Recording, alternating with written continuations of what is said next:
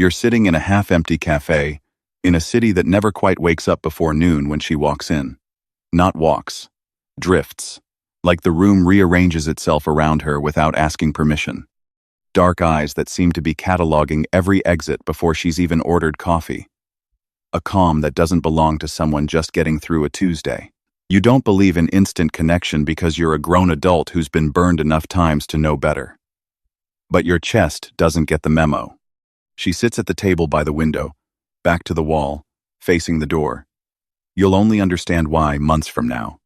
She catches you staring, and instead of looking away, she holds your gaze a beat too long. Just long enough to wreck you a little.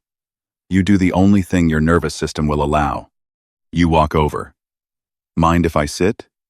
You ask, already pulling out the chair like the answer doesn't matter. Depends how boring you are, she says. Her name is Meher. At least that's the name she gives you. You talk until the cafe starts stacking chairs around you. She's quick, funny in a dry, understated way, and she listens like your words are the only interesting thing happening in the city. She tells you she works in international logistics. Vague. You don't push. You're too busy falling. Weeks blur into something warmer. She becomes the center of gravity your whole life, quietly rearranges itself around. She remembers the small things. She shows up when you're falling apart and somehow makes it feel survivable. But there are edges to her you can't quite smooth out. She never lets you meet her at her place. Always somewhere neutral. Always somewhere she picked.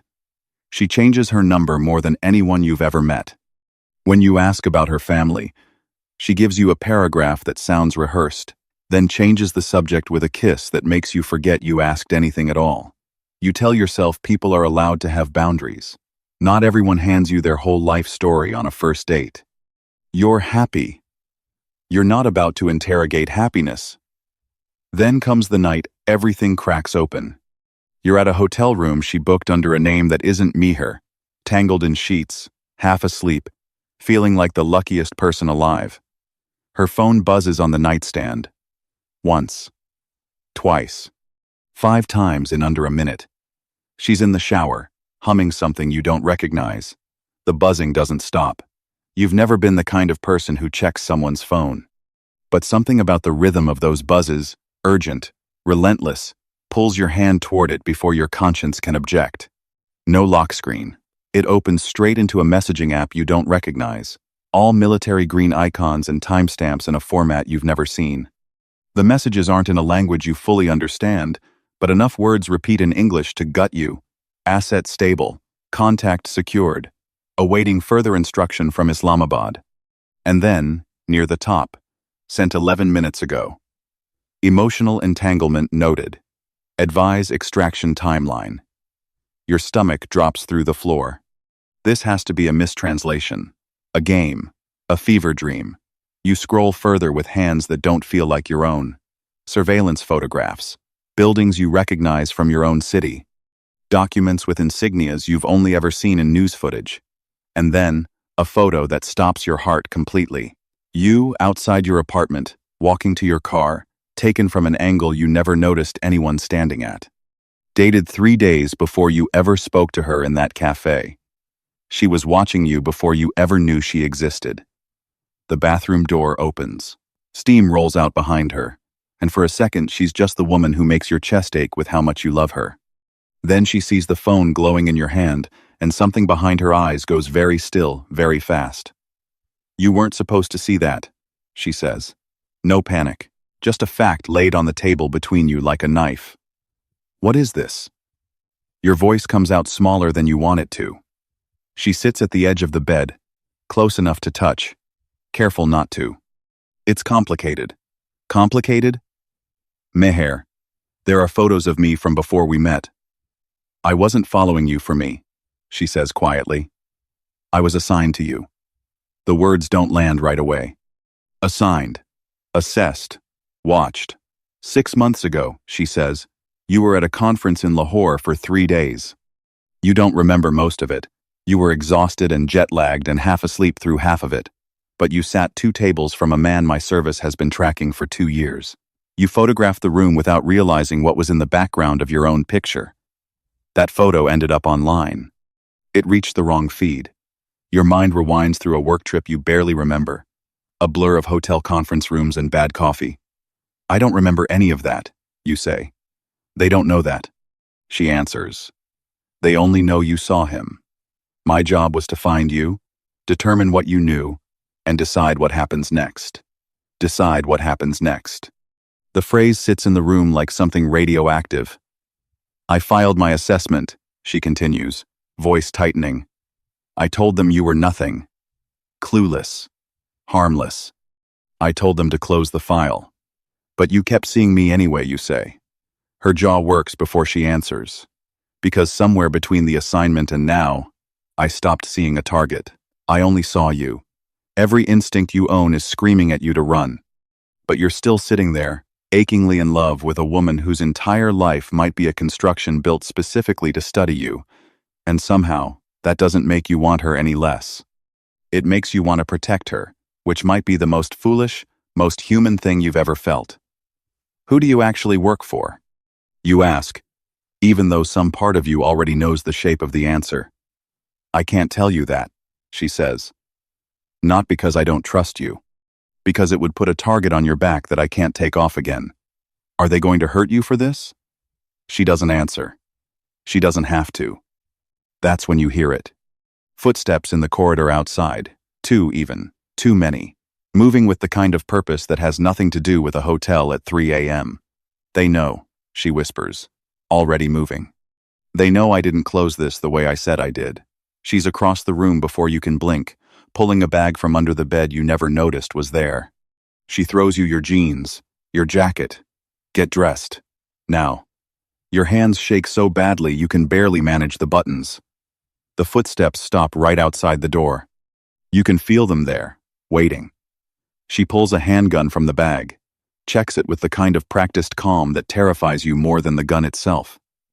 Window, she says. Fire escape. There's an alley behind the building. Don't stop until you're 3 blocks away. What about you?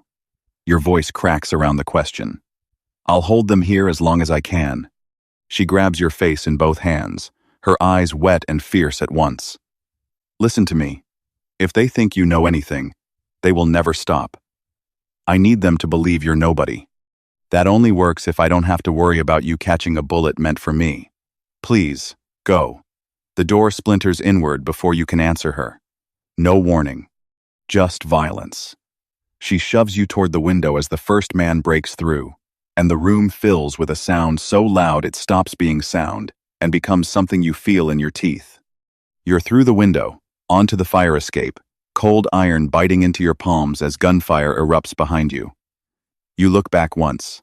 She's behind the overturned mattress, returning fire with a precision that doesn't belong to the woman who fell asleep on your shoulder 2 hours ago. She's someone else entirely now, and somehow you love both versions of her at once. A bullet punches the window frame inches from your head. You don't need a second warning. You climb. You slip. You fall the last 5 feet and land hard on your shoulder. Pain, screaming up into your skull. You force yourself up and run anyway, limping into the alley, into the dark, away from the only thing that's ever made you feel like your life meant something. Sirens rise somewhere behind you. You don't know if they're coming to save you or bury this. You don't wait to find out. A cab slows near the corner. You throw yourself into the back seat before it's even fully stopped. Drive, you gasp. Just drive. Where to? You don't know. Your apartment isn't safe. Your office isn't safe. Anywhere your name touches is compromised now. You give the driver an address across town, an old friend's place you haven't visited in years, someone who exists nowhere near your current life. The cab pulls away from the hotel. Police lights are already painting the street red and blue behind you. You don't see her. You don't see anyone come out. That should feel like relief. It feels like your chest has been hollowed out with a spoon. Your phone buzzes. Unknown number. You answer before you can talk yourself out of it. You're alive, she says. She sounds breathless but whole, and something in you unclenches for the first time in 20 minutes. Are you okay? You ask. I'm moving. 3 down. The rest scattered when sirens got close. A pause, heavier than the silence before it. I'm sorry you had to see any of this. Who were they? Cleanup. Sent to make sure nothing about tonight ever gets confirmed. Including me. Including you. Her voice drops, urgent now. Listen carefully. When someone in my position runs, they don't send one team, they send everyone. Right now they believe we're still together, which means you're still a loose end in their eyes. So what do I do? There's a name, she says. Farah Iqbal, a lawyer in the city. Tell her Falcon sent you. She specializes in disappearing people who've seen too much. New papers, new city. A version of your life where none of this ever happened to you. You're not coming with me, you say. It isn't a question. I can't. If I run beside you, they'll assume you know everything I know, and they'll never close this file. But if I stay and finish what I started, I can convince them you were never worth their attention. She exhales shakily. I have to make myself the only problem left to solve. How? By giving them a much bigger one. You already know what that means, and it terrifies you more than anything that's happened tonight. Meher. Don't do this. I already crossed the line the moment I chose you over my orders, she says. But you can still walk away with a whole life ahead of you. I don't want a life that doesn't have you in it, you say. And you mean it more than you've meant anything. You will, she says, voice cracking just slightly. You just don't know it yet. She gives you Farah's office address, tells you to be there at 9 sharp, tells you to memorize the number she just called from, and never save it. Will I see you again? You ask, already knowing you might be asking the universe instead of her. The line goes quiet long enough that you think the call dropped. Then, softly, if this life ever lets us, maybe. For now, the best I can give you is a head start. The call ends. You sit in the back of a stranger's cab, watching the city blur past through a window fogged with your own breath, holding a phone that now feels like evidence of a life you can never fully return to. The safe thing to do is obvious. Go to Farah in the morning. Disappear. Become someone new in a city where none of this ever touched you. But somewhere behind you, the woman you love is about to burn down an entire chapter of her life just to buy you a future she'll never get to share. You've spent your whole life being careful, being reasonable. And where has reasonable ever gotten you? Except further from anything worth feeling this much for. You lean forward and give the driver a different address. He glances at you in the mirror, like you've lost your mind. Maybe you have. But there's a difference between fear and cowardice, and for the first time tonight, you finally know which side of that line you're standing on. Your phone buzzes again. Not her this time. Unknown number. 3 words. Don't be foolish. You almost laugh. Too late for that. You were foolish the second you sat down across from her in that cafe. Foolish every time you ignored the questions that should have stopped you. Foolish for falling for a woman whose real name you may never actually know. But some kinds of foolish are worth everything they cost you. The cab slows near a building, with police tape already stretched across its entrance. Lights, washing the street in red and blue. You pay the driver with hands that won't stop shaking and step out onto the pavement. You don't have a plan. You don't have a weapon. You barely have a working idea of what you're about to walk into.